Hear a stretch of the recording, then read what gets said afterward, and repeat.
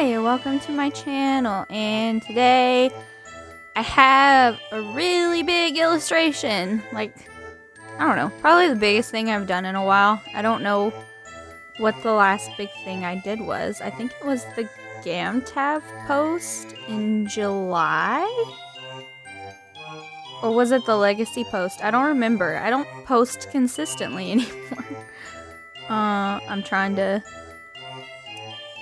scope out my own YouTube to answer my own question. It was the Legacy poster. Okay, great. Makes this even better then, I guess, because I hate that one too. So, this is a illustration of all of Baban's OCs. I drew them all in the same image to bully her, to make her do comic, I guess. And I'll go ahead and apologize. I only have half of the time lapse for this. I decided to switch, well, I didn't decide to switch programs halfway through, I guess I kind of did. Halfway through doing this illustration, I switched from Autodesk Sketchbook to Clip Studio Paint because Autodesk decided to test me and deleted one of my comic pages after I am still freshly wounded from Apple deleting 4 chapters of my comic. And yeah, it was my close to my birthday anyway, so I got the subscription to Clip Studio Paint and I switched programs. And yeah, at one point the time lapse was on, and then I finished the illustration and then the time lapse wasn't on.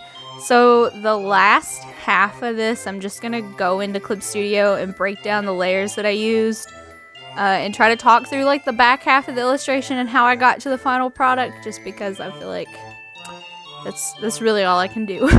But yeah, so one thing in the last big illustration that I did that I noticed was when I sketch, I tend to not fill as much space as I thought I was filling.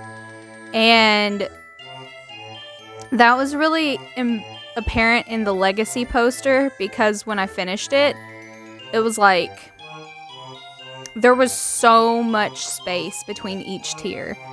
And I didn't like that, and it made the whole illustration look so much more empty, and I probably should have squashed it down now that I'm thinking about it, but you know, hindsight and all that. And that's been one of my big improvement goals, is to actually utilize the canvas space that I have better, and I definitely think I did a much better job in this. I also want to do colors better, which is super ambiguous, and it's kind of hard to pick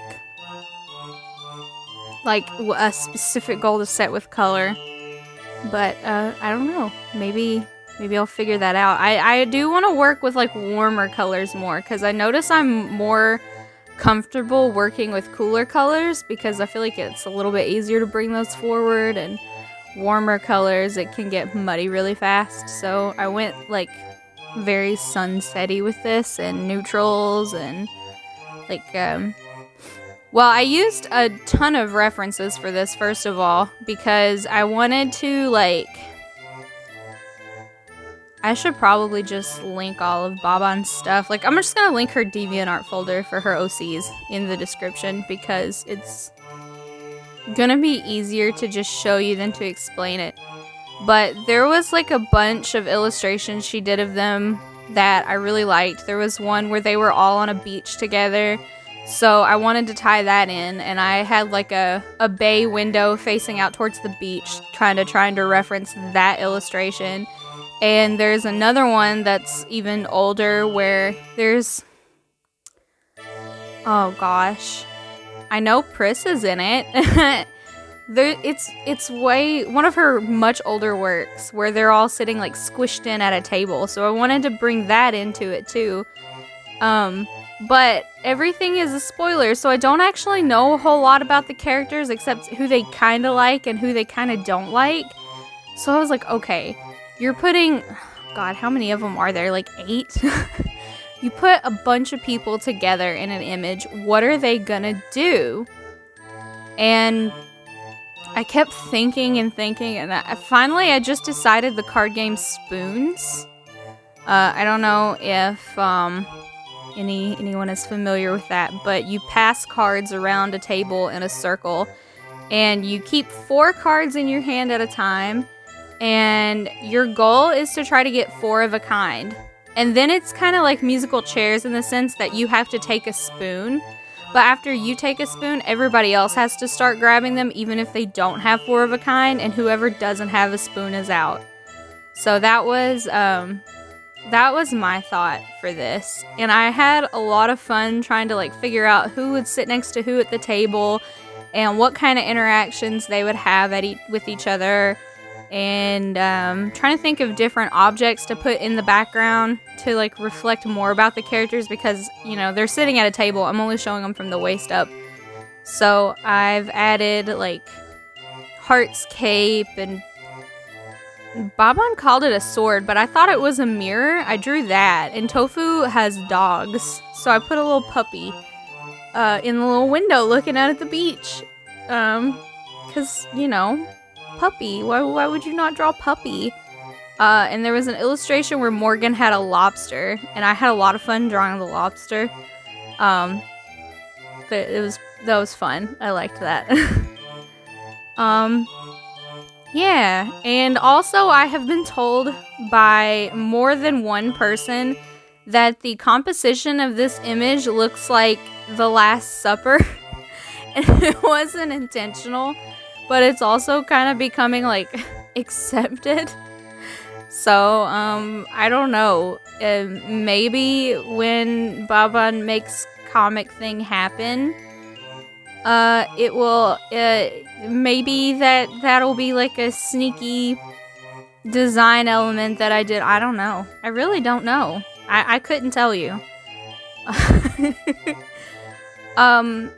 Also, one thing to note, typically when I do character, I'm sorry, I really had trouble with her chest. Because I just couldn't balance her out. I think I had to redraw Heart the most to try to get her where I liked her. I got so used to drawing male characters, I forgot how to draw, like, cleavage. What was I saying? Oh, yeah. So, usually when I draw a character art, I can kind of rough out a, what's the word I want to use here? A figure drawing of how I want the character to look. And then I'll go in over top of it and add some details and erase some things that would confuse me when I'm inking and all that. And for this, where it was so big, I thought that it made the most sense to go in as messy as possible with the figures of where all the characters would sit to make sure that they fill out the space, and constantly adjusting the figure size to make sure that they're all like relative to each other. One of the other references I used was a height chart, because I didn't want to, like, where Pris is the shortest, I didn't want her to be like much bigger than Heart, who's like the tallest.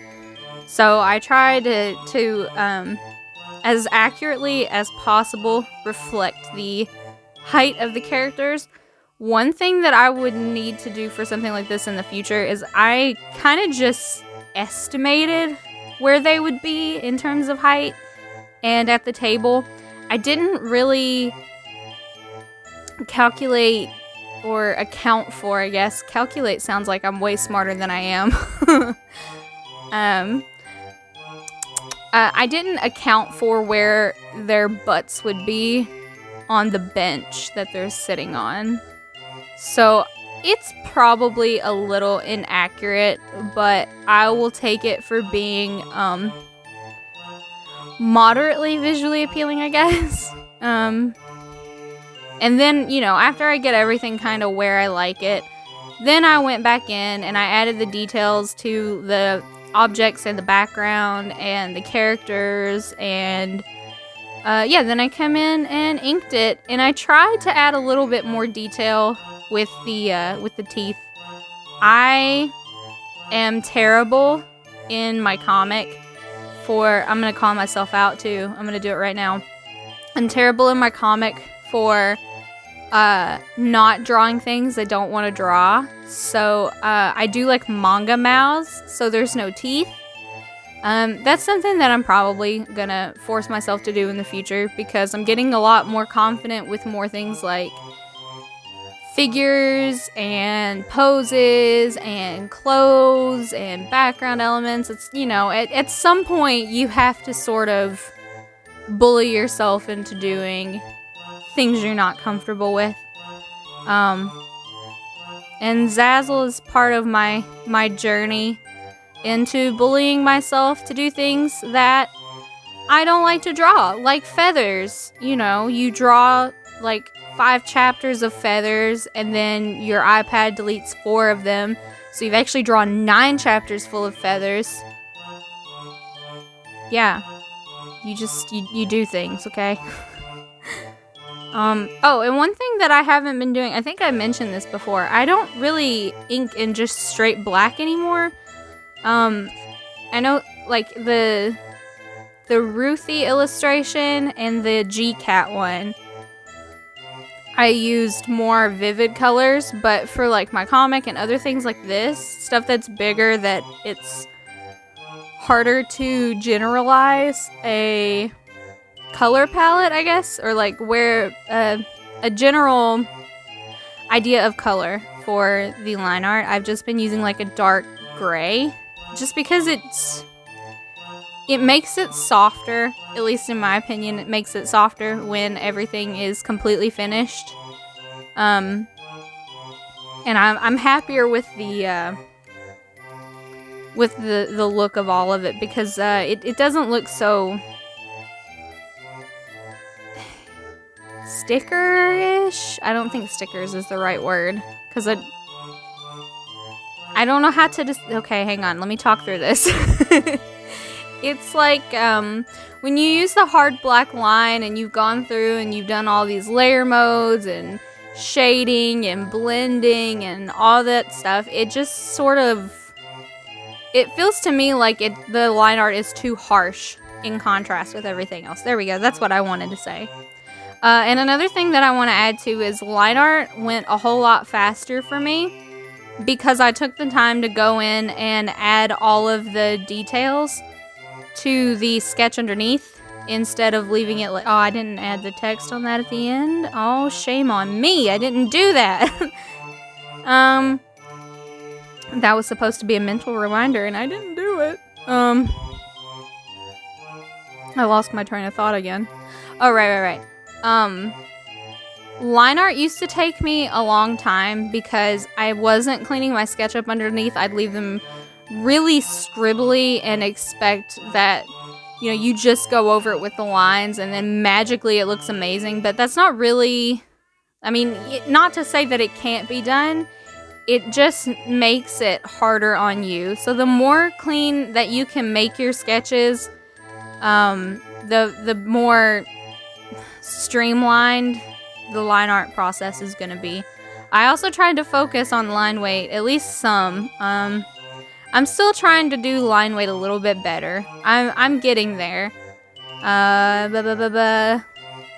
Some things are easier than others. I'll say that.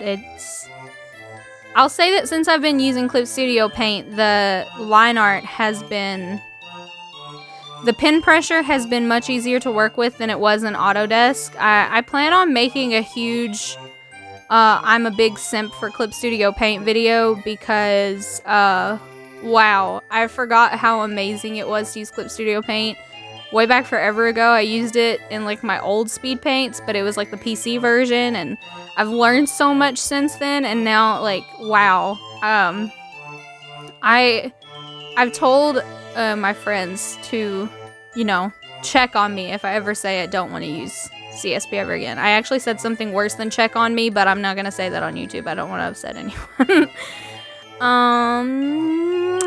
But yeah. Just going in and adding some textures to this hat to make it look more basket weavy. That's another thing that I would like to continue to work on. That's adding textures to things in the future. I used to feel like you couldn't add things with the line art because it would make it look bad. And I don't think that's actually true anymore. I think that you can actually establish a lot of texture with the line art, and I want to do more better with that too. I used to be afraid of line art and think that you could cover your mistakes with good coloring, which is true, but really I think that I should be trying to do both, as in actually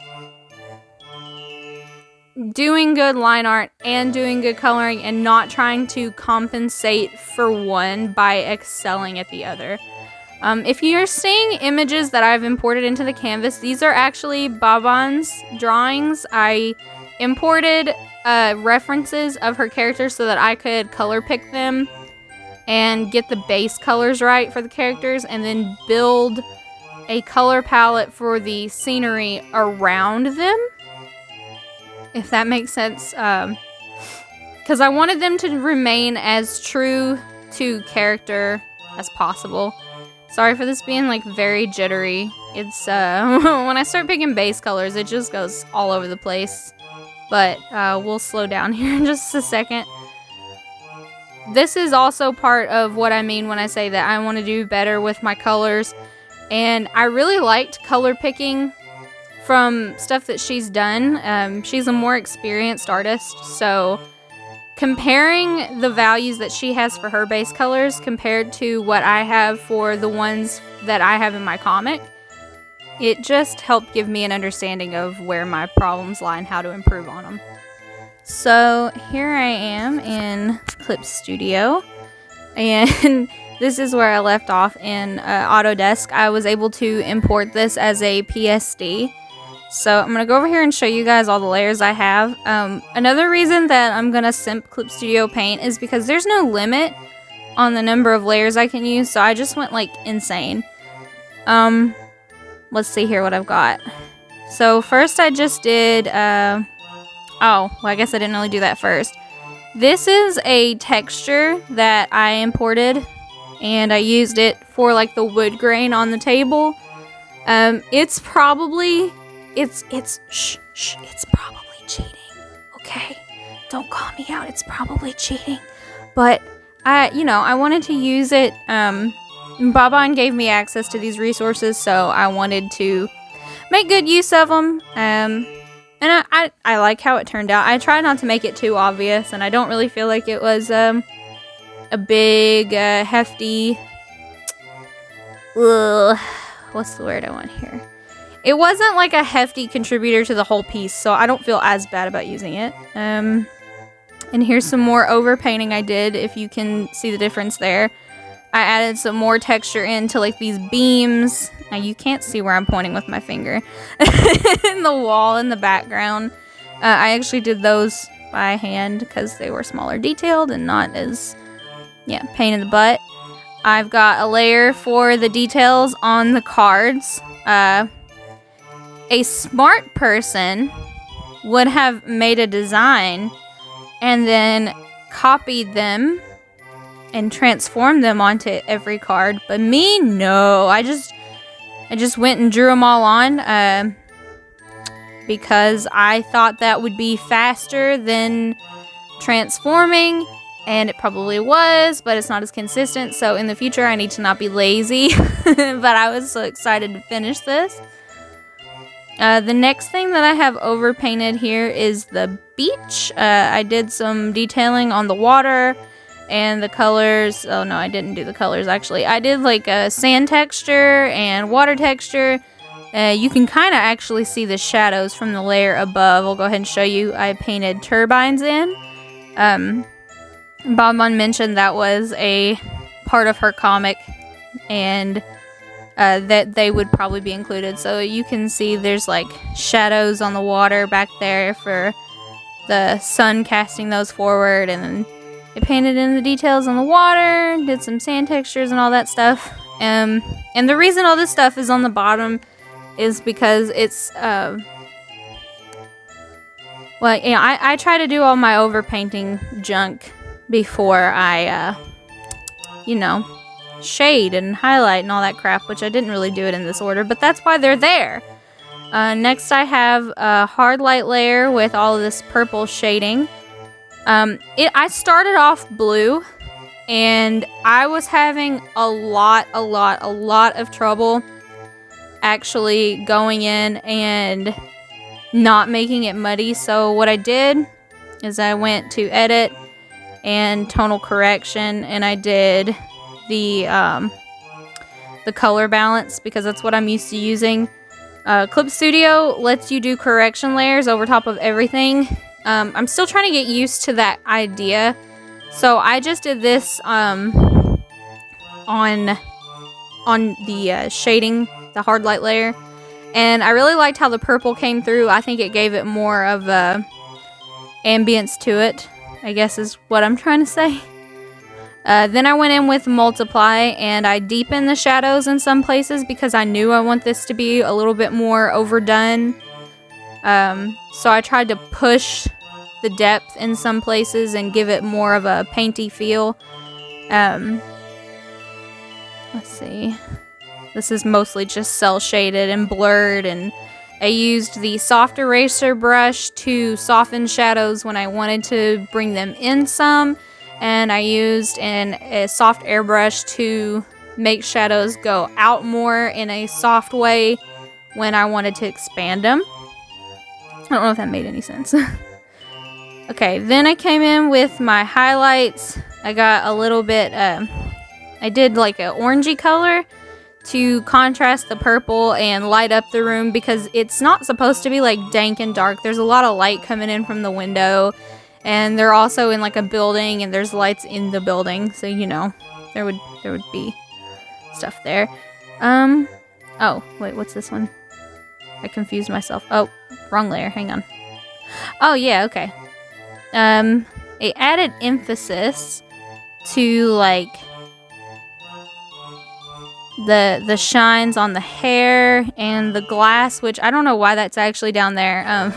I actually have a screen there for the glass and the glasses that the alien, the character on the far right, is wearing, and the picture frames, and yeah, I just added emphasis to those things.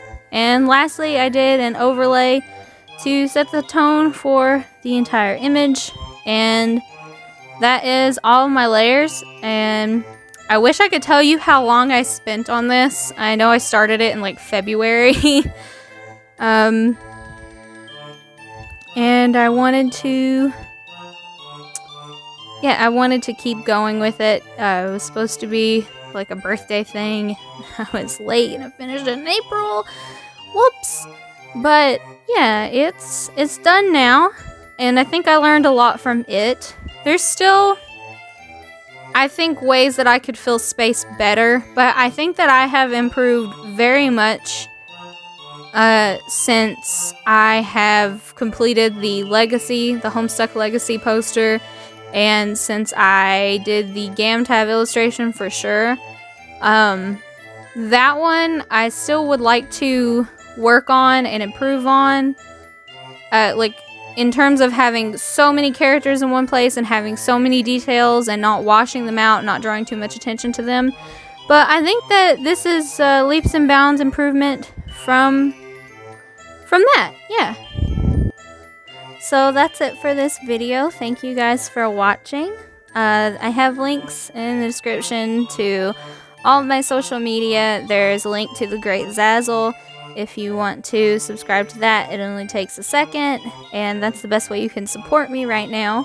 There's also Patreon, where I've just recently uploaded a comic for April Fool's Day, and there's other posts for other character sheets and stuff that you have access to now and in the future if you feel like that's something that you want to do. But yeah, I'll see you next time. Bye!